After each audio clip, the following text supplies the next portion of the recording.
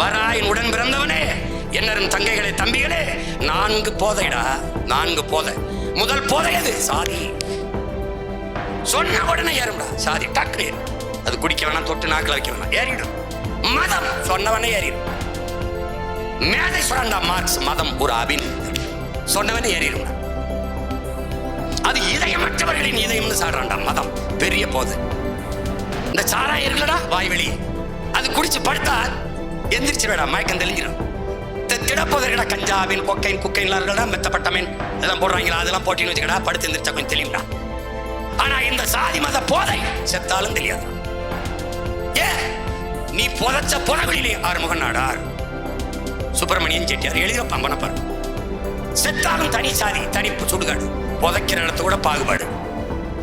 அவ எவ்வளவு பெரிய போதை வர்ற, எவ்வளவு பெரிய போதை. 2 பெரிய போதையை தாண்டினியா திராவிட என்ன பண்றான், சாராயத்தை ஊற போடுறான். அவனை உடல் திறனற்றுது, சிந்திக்கிற ஆற்றல் அற்றுது, மயக்கத்துல இருக்கும் போது எது போதிச்சாலும் ஏறது. புரியுதுன்னு நினைக்கிறேன்.